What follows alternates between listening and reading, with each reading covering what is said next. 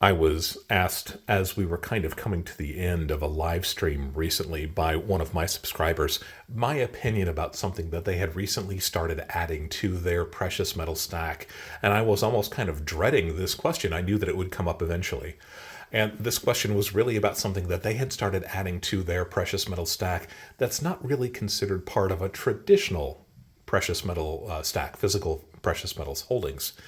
And I knew it was going to come up. In fact, I'd actually written most of an article about this about 5 years ago, and I'd shelved it because I was adding more pieces to it, but also because I just couldn't find the right time to really broach the subject. So I guess it's time to broach this subject. If you are new to the channel, I want to thank you for being with me here today. If you haven't yet subscribed to the channel, I'd like to encourage you to go ahead and click on that subscription button, click on the like button, click on the notification button, become part of this community. It would mean a lot to me. It doesn't cost anything to subscribe to a YouTube channel. It's just a way of showing support. And if you're one of my returning subscribers, thank you guys as always for being with me here. You know me well enough to know that when I'm discussing a topic that can be somewhat controversial, I like to provide you as much information as I can. I like to provide you that so you can make your own decision about your own situation. As you know, I'm fond of saying a journey into precious metals and coin collecting is a deeply personal journey, and I want you to be able to make these decisions for yourself based on where you are. If you are new to the channel, I like to begin my videos with a simple disclaimer. I am not a financial advisor. I'm not trying to offer you any kind of financial advice.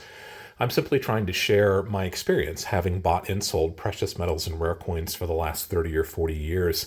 And I also like to give you a couple definitions that we can work back into the subject matter. This is the first video in a series I call Stack Distractions.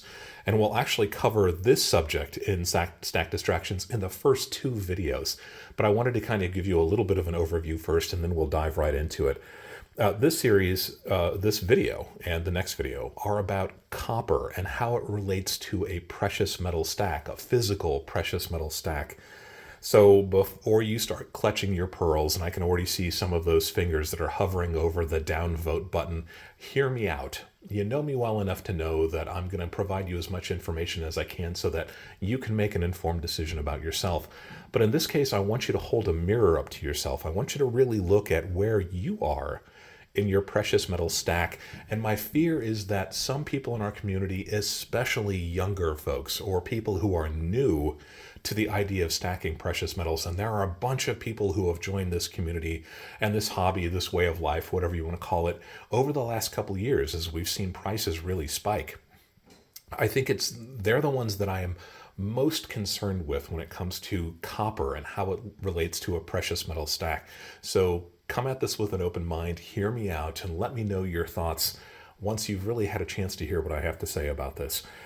I know that there are lots of people in our community who stack copper, and if you look at the pieces that I've laid out before you, you can see that I have a ton of copper pieces here also. So we are going to share a lot of these things in common. I think you're going to realize eventually that we're both on the same side of this situation, this position, whatever you want to call it. And I know that there are folks within our community who pour copper, and I am fascinated by that, by the videos that they put out.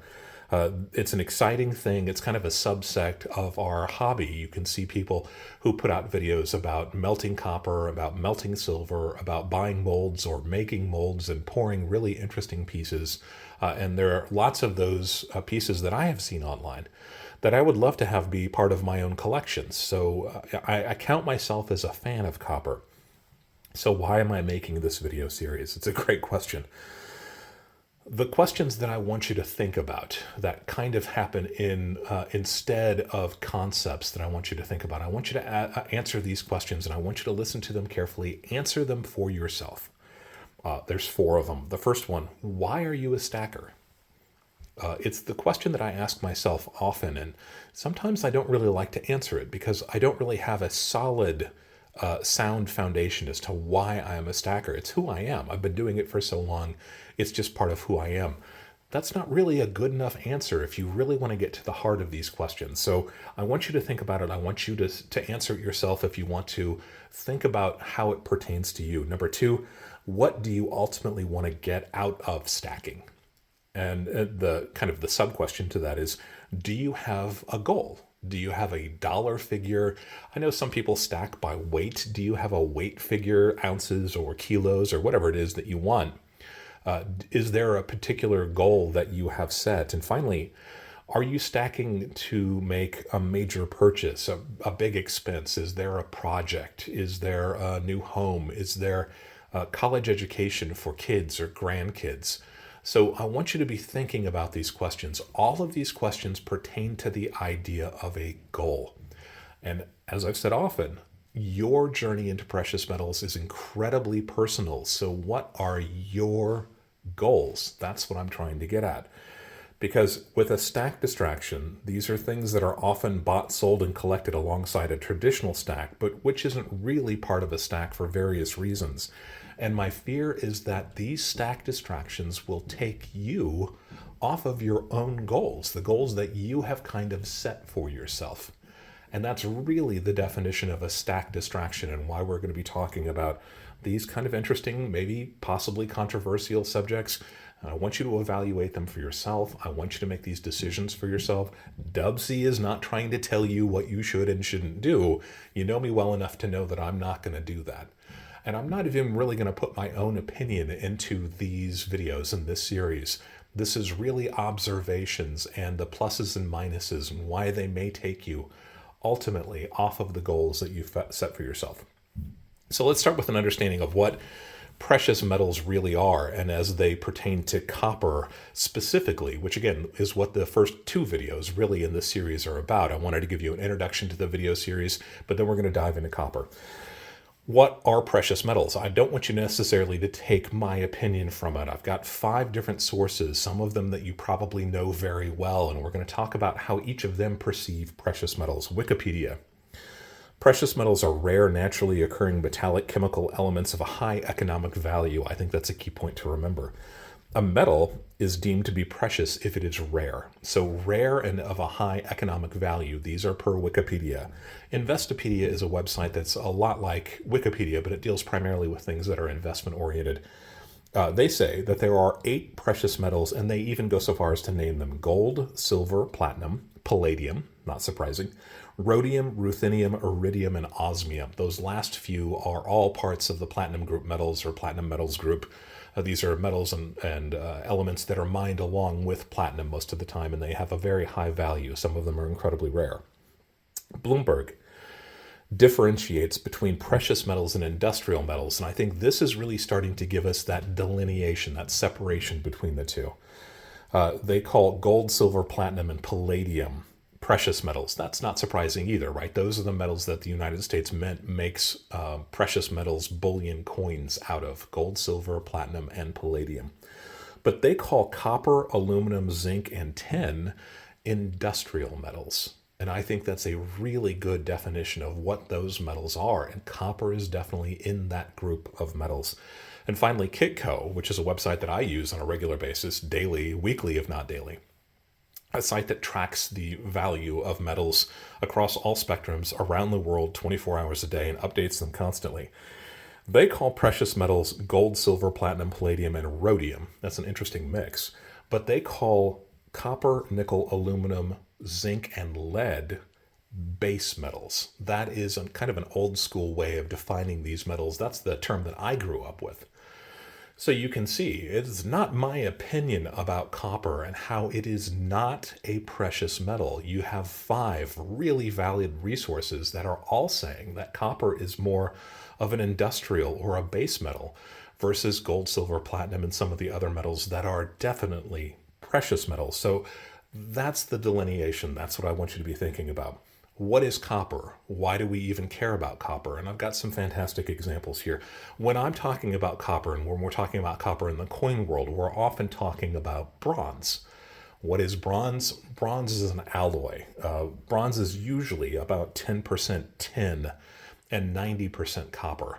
And most coins that we see in American circulating coinage and foreign circulating coinage tend to be some kind of an alloy that mimics quite closely that 90%, 10% mix. Over time, over the years, the mix is different a little bit.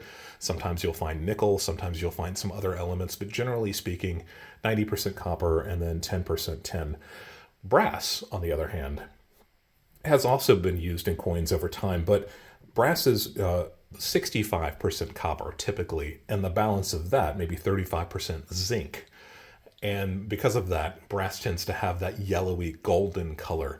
But all three of these metals, that is copper, bronze, and brass, are sometimes referred to as the red metals. If you are one of my scrapping subscribers, you're probably familiar with those are the pieces that tend to have the most value at junkyards. These are the pieces that tend to have the greatest redemption value. And they're called red metals because they all have kind of that coppery, reddish, bronze, brassy color, where very few other elements or metals have those colors. So they're called the red metals. I think that's an interesting term for them. And we've been using bronze and brass and other alloys that are very similar since the beginning of human civilization. You go back about 3,500 years, and we humans, early humans, start to make pieces out of copper. This is one of the nice things about copper, and we'll talk about it a little bit more in a second, is that it's considered a native metal. There was pockets of it that were found by early humans in a large enough quantity that they could actually do something with it. If you've ever seen hard rock mining, gold mining, that kind of thing, often the amounts of elements are really tiny traces that you have to do some pretty heavy duty refining to get to. But that wasn't really the case with early copper deposits. Early humans were able to find it in substantial enough quantities, just close to the surface, that they could actually make it into things. So early copper implements were often pure copper or pretty close to it. And the problem with pure copper is kind of like gold and silver, is that it's actually quite soft as a metal. So those implements would be damaged quicker, they would lose their edges quicker, and that was clearly problematic. But earlier humans found out that they could alloy that copper with other elements, in case of bronze, for example, and make implements that were harder and held their edge longer. There's something called the Brunel hardness scale. Raw copper, is about 35 on that scale. But when you mix in just a little bit of tin and turn it into bronze, it kicks it up to 42% or 42 on the Brunel scale. And that is just enough that it makes it easier to hold those edges, that these implements would last longer if they were being used in agriculture or whatever else it is. And bronze took off like a rocket, and that's why we call it the Bronze Age. All of a sudden, civilizations around the world were making implements and artifacts out of bronze. Incredibly successful. So that's about 3,500 years ago. But I've got some pretty interesting examples of some bronze pieces, some copper pieces, so you can see that I am a fan of this stuff. I'm not saying don't stack it. I just want you to think very carefully about it. You've got some examples of some really cool Mexican pieces from the middle of the 20th century. Here's a typical copper round. This is something on the order of 15 pounds of copper cents. We'll talk about those a little bit later in the video series. This is a really beautiful inkwell from the turn of the century. This would be called an arts and crafts piece, and it's made out of copper or bronze and crystal. And then you've got a medal, and if you've seen my channel before, you know that I like the 1901 Pan American medals of Herman Atkins McNeil, the guy who designed the Standing Liberty Quarter. This piece is actually a piece that he made a little bit later. This is from the Society of Medalists' third issue. It's called, this particular medal is called A Prayer for Rain or A Race for Rain, 1931. So you can see that I've got copper pieces. I love copper pieces. I love bronze pieces. But there's an important distinction that I really want you to think about when you're answering those questions to yourself that I asked a little bit earlier. One of the nice things about this piece, and I've been wanting to show this one to you guys for a while now, this is a really pretty bronze beaker. This is actually a beer beaker. I mentioned before that humans have been using bronze for about 3,500 years. There was a civilization called Luristan, a little bit further south than the map that you're seeing here, but you're seeing a map where this kind of thing really started to take off.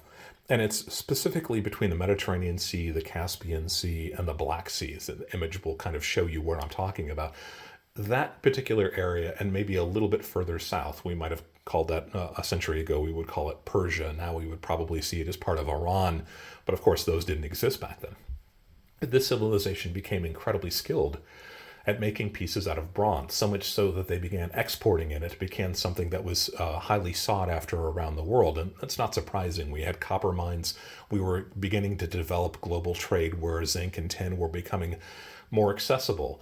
and bronze was something that everybody wants. So this was an example of a bronze beer beaker. Believe it or not, humans have been making beer for 5,000 or 6,000 years. One of the earliest ways that we found to make alcohol.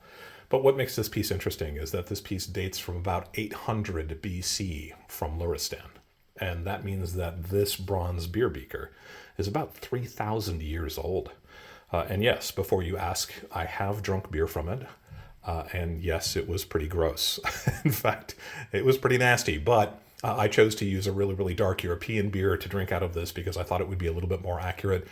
And it's kind of like drinking something from a grave. It's a little bit nasty. But you gotta use these pieces once in a while, right? 3,000-year-old example of bronze and how it relates to human culture. Human civilization. I think it's fascinating. How do I know it's that old? I bought it from a really qualified antiquities dealer who I trust completely, and it also came with some evidence about its earlier history, a little bit of the provenance and where it came from. So I'm pretty certain that this is legitimate, and I would doubt anybody who said that it wasn't. It is a 3,000-year-old beer beaker. How about that? This piece is beautiful, I think. We would call this verdigris or patina, the greening of it. If it looks familiar, you probably remember the Statue of Liberty. Before, in the 1980s, we did the restoration project, and I think it's actually starting to become much more green recently also. This piece kind of reminds me of that. It is beautiful. It is clearly historic, right? It's interesting, and it can be valuable. We're talking about bronze pieces. All of these things apply. But what this piece is, and what this piece is, and the other bronze pieces you see here, are not part of my precious metals stack, because copper and bronze are not precious metals. They just aren't. You heard the definitions from definitive sources that you would believe about any other topic.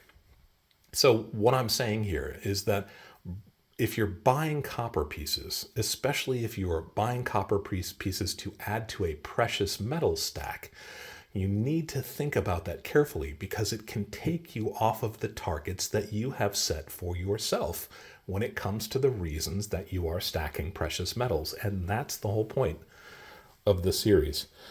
Copper is a native metal. Well, I mentioned that before. It occurs naturally in a large enough quantity that we could do something with it in history. It's also a noble metal.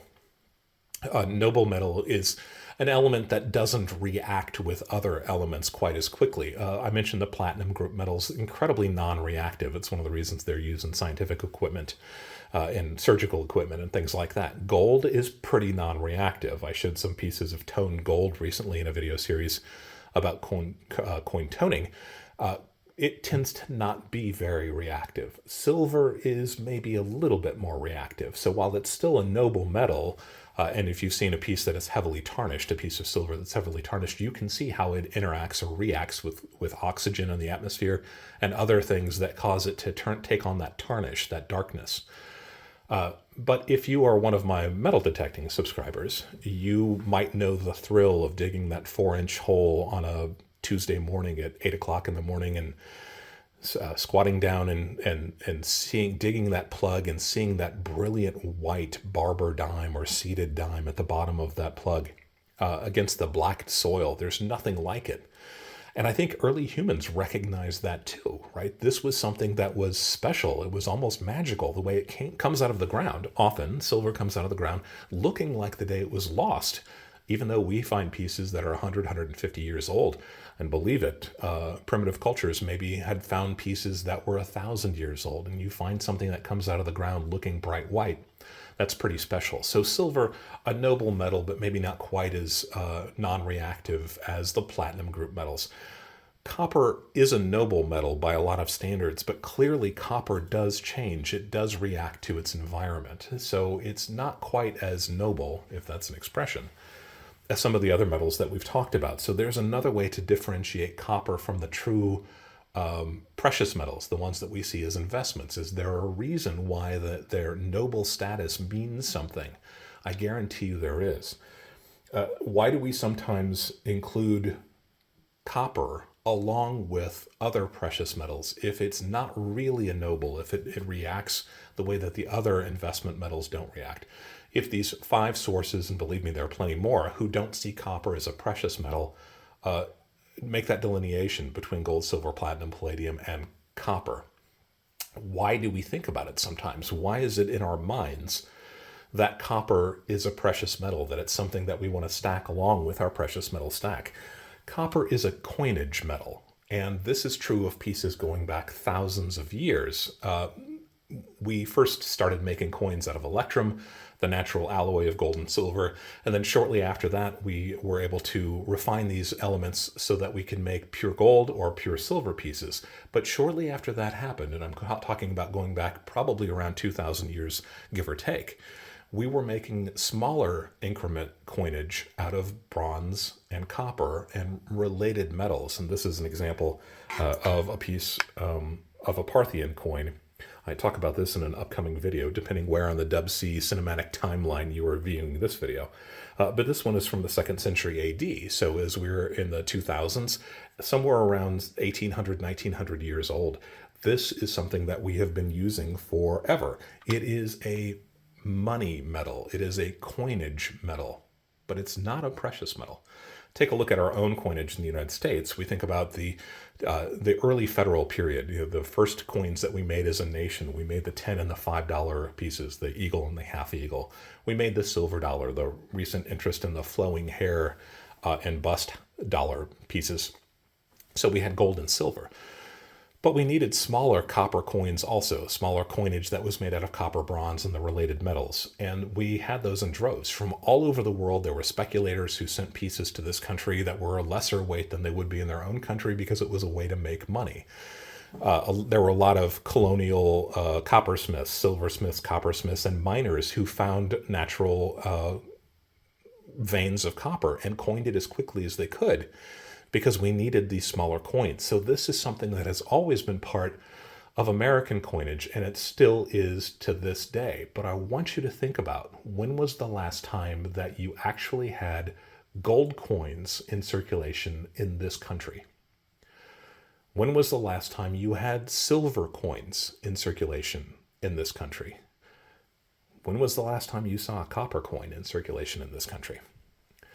Clearly, we still have them. They are going out of style quickly, but they are still here, right? When was the last time you spent silver?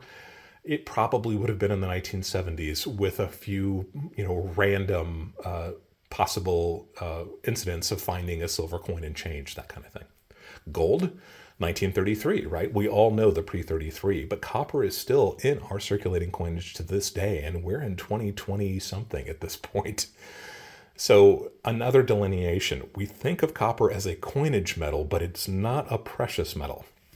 I think that's an important distinction, an important reason to think about these things.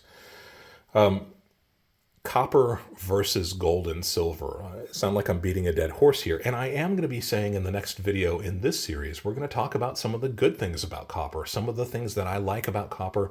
I'm going to give you some tips and tricks about getting copper as inexpensively as you possibly can, if you want to have this as part of your holdings, as part of your collection.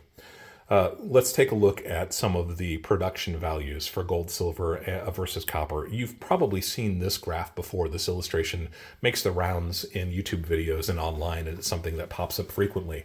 But this is from the Visual Capitalist, and these are the 2021 figures reported in 2022 from the United States Geological Survey Mineral Commodities Summary. So this is how much of all of these metals we mine in the world every year. And this is pretty new information, and this is from a pretty reliable source. Gold, we mine about 3,000 tons every year. They use the metric ton, but a metric and a standard ton are actually quite close. So just go with me on this. 3,000 tons may seem like a lot, but remember that gold is incredibly dense, and it's really difficult to get a hold of gold. It's one of the reasons why gold is gold. It's difficult to mine. So 3,000 tons kind of makes sense. Remember, this is in the entire world every year.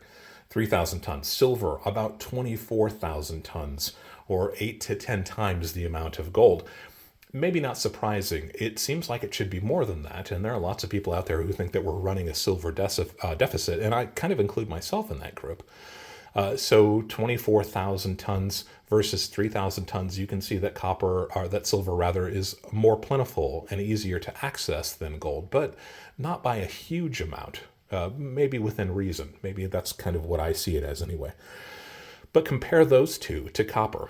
3,000 for gold, 24,000 for silver tons versus 30 or 21, let me get this right, 21 million tons of copper. We're not talking about 1,000 tons, we're talking about millions, bordering on orders of magnitude greater. Copper is mined to the tune of millions and millions of tons every single year. So just by the production figures alone, you can see that there is a definite delineation between gold and silver and copper. And then I want to talk a little bit about the value, and this may be an eye-opener to some people. Gold, as I'm filming today, about $2,600 per troy ounce. I want you to remember that, $2,600 per troy ounce. Remember that gold and silver and copper are globally traded commodities. By the time you're watching this video, it could be substantially higher, it could be substantially lower, but as I'm filming right now, about $2,600 per troy ounce. Silver, about $30 per troy ounce. So you can see there's a definite disparity between those two. Copper is about $4.09 per pound, right? That is about 10 times less expensive than silver. But we're talking about pounds. We're not talking about troy ounces. Actually, we're not talking about avoirdupois ounces, right? Our standard ounces, because copper tends to be weighed in the standard ounces versus troy. There's a reason for that. Troy is used for precious metals, and copper is not a precious metal. So if you're a fan of something like this, and this is a Provident Metal Prospector round of copper, it's a beautiful design, not arguing that at all. Clearly, I've got this. A beautiful design of a prospector with his pickaxe and his mule and a pan. Well, a little bit strange because he wouldn't be panning for copper, right? I think there is a move to try to make copper seem like it's part of the precious metals by the folks who provide things like these rounds. They're trying to set it in your mind as, oh, that's a round, right? That's a 1 ounce round. It must be similar to gold and silver. Provident does put out silver versions of these as well. And I think it's a beautifully sculpted round. It really is pretty. Rimmed edge and everything. But you can see right here, it says 1 ounce, 999 fine. Really? Is there a reason copper should be measured in millesimal fineness of 999 fine? That seems a little bit weird, doesn't it? I think there's a move to try to make people see these as compatible, right? This is a Engelhard prospector, and this is the Provident copper prospector. Clearly, they're trying to equate the two, even though, as we've just discovered, that there really is no relating these two. They are entirely different from each other. $4 per pound for copper. Now, that's where I am locally, I think, and we'll talk about that a little bit later. This is actually per Kitco, but we're going to talk about some local pricing. I want you to kind of be aware of that. In our hobby, copper tends to be sold by the ounce, by these rounds. Sometimes you'll find them in 10-ounce bars. Sometimes they can be 100-ounce bars. I've even seen 1,000-ounce bars of copper, and they always look like they're bullion. They always look like they are something that should be invested in, and I think that's deliberate. Maybe that's one of the things that you like about it. I know that Silvertown puts out copper bars, and they look like an old pour style bar. But as we've talked about, they are not precious metal. Copper is not a precious metal. It's just not. When was the last time you bought a copper round? How much did you pay for a copper round? How much are you paying for them now? The last ones that I saw, when I was at the last gun show that I was at, they were being sold for $5 or $10 a piece. If they were a really cool design, $12, $15 a piece. But we just saw that copper is trading on the market at $4.09 per pound. So an ounce of copper is worth about 25 cents. Imagine that if you paid $2.50 or maybe $3 for a really nice copper round. You're paying 10 times what the copper is currently worth. You see how this becomes a distraction. If you are paying 10 times, just imagine putting yourself in a position. Let's imagine that this is a generic. I know that Engelhard prospectors do have a premium, but let's say this was a 1 ounce silver round from a generic maker. If you're paying the same amount proportionally for this piece as you did for that $3 copper round, this piece would cost you $300. Just a generic round at $300. 10 times the value. $2.50 versus 25 cents. $300 versus $30, right? It's a 10 times multiplier. of the price of the copper contained within it. You wouldn't do that for gold or silver. People would think that you were insane. And let's be real about this. These copper rounds were made last week. They'll be made next week. Maybe not this one. I know that this one may be an older one with a little bit of some extra value. But you can buy copper rounds by the bushel basket that are made by all sorts of minters around the country, and they make them constantly, 24 hours a day. These are being cranked out. This is not something that is old, something that has some numismatic premium, something that was made for a short period of time and has a huge collector base across the country or around the world. This is something that is being cranked out continuously, 24 hours a day. It will be next week, it will be next month, as long as people are buying these.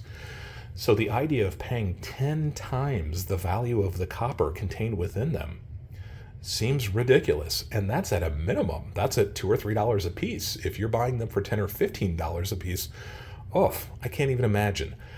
And the fear is that, especially with new folks, if you are going to these coin shows or flea markets or gun shows or wherever it is that you're picking up pieces like this, you realize that your options are kind of slim if you are on a tight budget. If you've got 10, 15 bucks with you, maybe buying 3 or 4 90% silver dimes doesn't seem very exciting. But if you can buy 3 or 4 of these big copper rounds, put them in your stack, you kind of feel like you're starting to make some progress. And there is a psychological reason for that. It's not a bad thing to feel that you are making progress as you are starting out on a journey. But if it becomes a distraction, if you wind up paying 10 times or 20 times or 30 times the value of the copper contained within, it's taking you away from buying those things that really will have purpose in reaching your goals, whatever those goals are that you have set for yourself. A stack distraction. Hopefully now you can see what I'm talking about. I want to make it crystal clear, once again, if you want to stack copper rounds, if you have a collection of copper rounds, nothing wrong with that.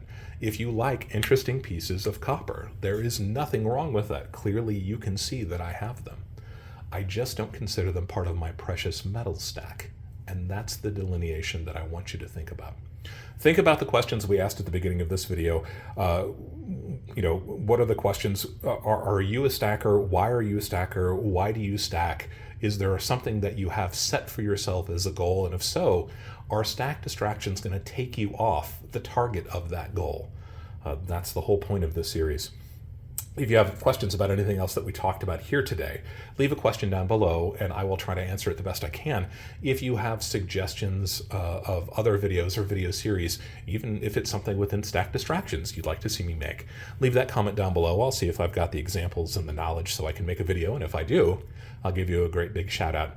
I want you to stay tuned for part 2 of copper, because I'm going to talk about some of the things that are positive about copper, some of the things that I like about it. I'm going to try to give you some ideas on how to get your hands on this as inexpensively as possible. So if it is something that you want to stack, it's not going to take you off of the goals that you have set for yourself. If you haven't yet subscribed to the channel, I'd like to once again ask that you go ahead and click on that subscription button. Remember, it doesn't cost anything. It's just a way to show support. Always be learning, and thank you for allowing me to be a part of your journey as we go deeper into the world of coins and physical precious metals.